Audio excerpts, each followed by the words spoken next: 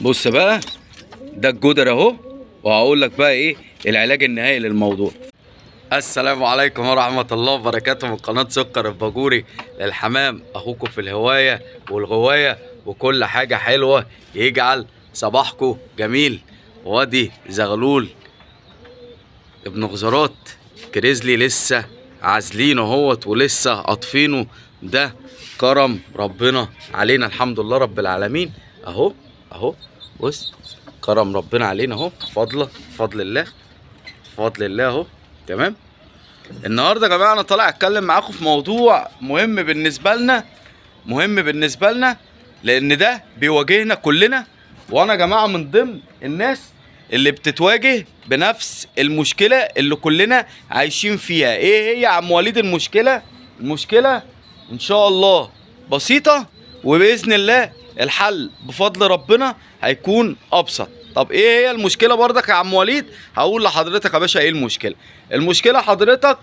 ده المرض ده اللي قرفنا كلنا ومخلينا كلنا عمالين نبعدوا عن الفرخ الايام دي. اهو بص، كرم ربنا اهو، لكن بص اهو بص عامل ازاي، اهو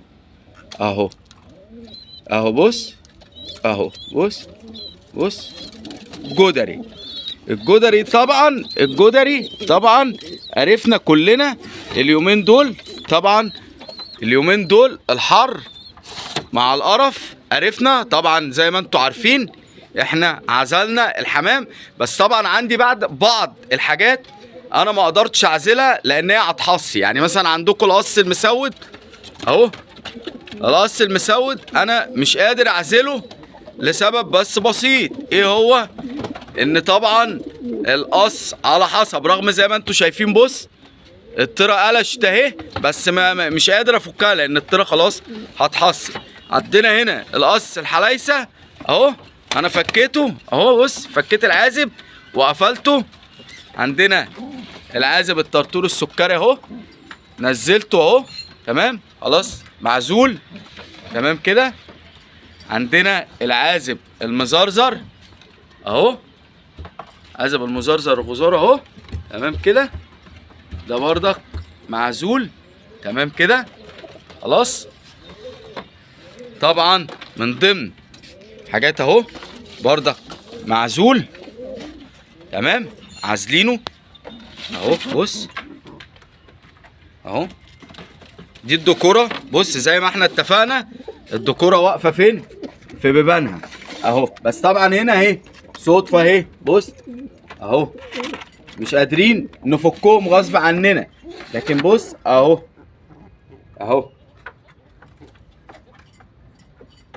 معزولين اهو، بص اهو معزول برضه خلاص مفيش حل اهو. بص اهو بص اهي خلاص لازم نعزل، مضطرين نعزل.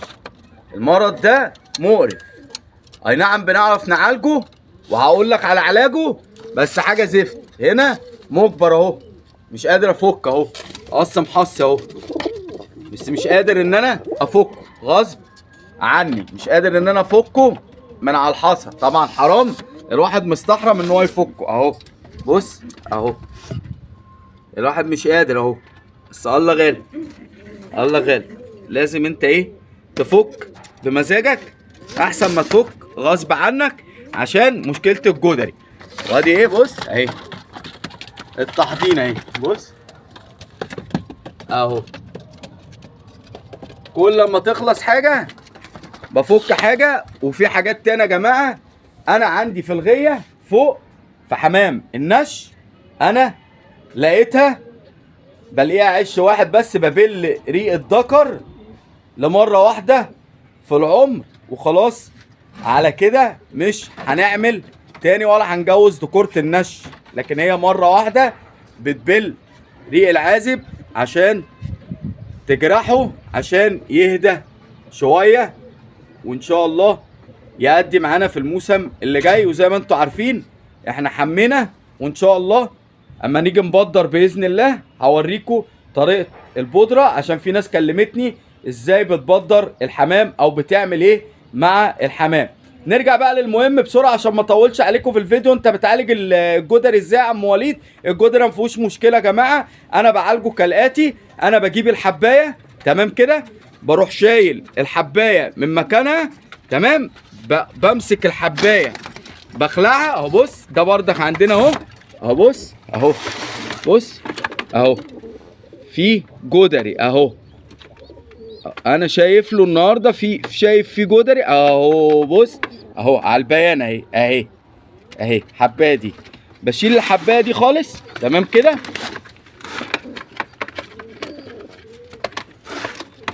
بنشيل الحبايه دي بشيلها خالص، بسخن على النار سكينه، بجيب سكينه اسخنها على النار تمام كده، بحرف السكينه بروح كاوي، بكوي مكان الجدرايه، بكوي هنا مكان الجدرايه تمام.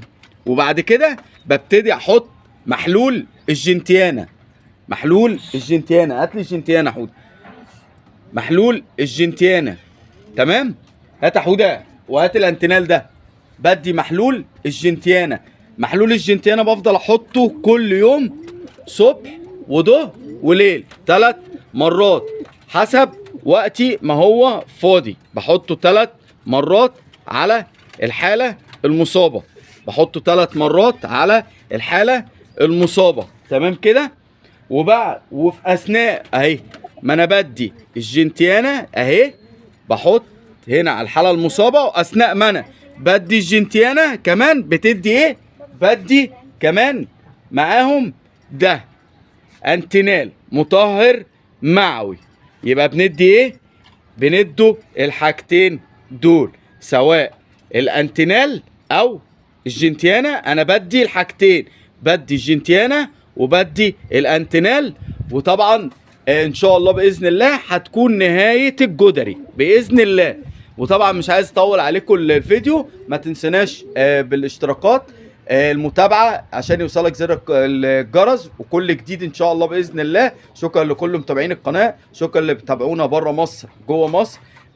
طبعا ما تنسوناش بالاعجاب، اللايكات يا جماعه عشان يوصلكم كل جديد، وعشان توصل الفيديوهات لاكبر عدد ممكن من الناس. وربنا يجعلنا سبب في الخير، والسلام عليكم ورحمه الله وبركاته.